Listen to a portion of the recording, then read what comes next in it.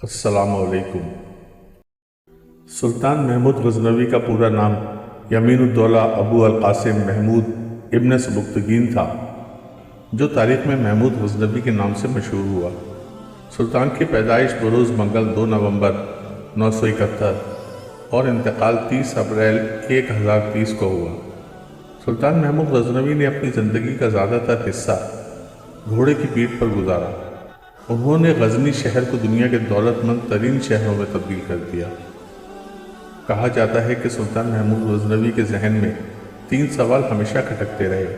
پہلا سوال یہ کہ میں واقعی سبکتگین کا بیٹا ہوں یا نہیں، کیونکہ مشہور تھا کہ یہ بادشاہ کے سگے بیٹے نہیں بلکہ لے بالک ہیں۔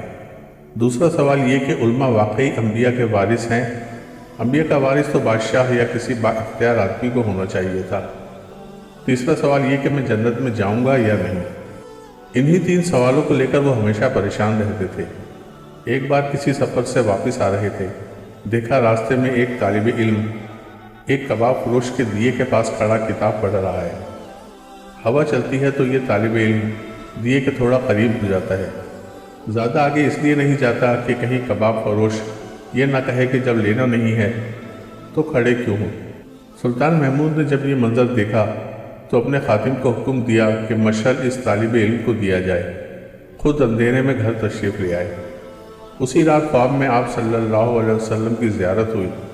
آپ صلی اللہ علیہ وسلم نے ایک جملہ ارشاد فرمایا اور سلطان محمود کو اپنے 3 سوالوں کے جواب مل گئے۔ معلوم ہے وہ جملہ کیا تھا؟ وہ جملہ یہ تھا: اے سبکتگین کے بیٹے، تیرے جنت میں جانے کے لیے اتنا ہی کافی ہے کہ تو نے اس انبیاء کے وارث کو چراغ دیا۔ دوستو اور بچوں، اگر آپ کو ویڈیوز پسند آتی ہیں تو پلیز اس کو لائک، شیئر اور سبسکرائب کریں اور کمنٹ بھی ضرور کریں۔ شکریہ۔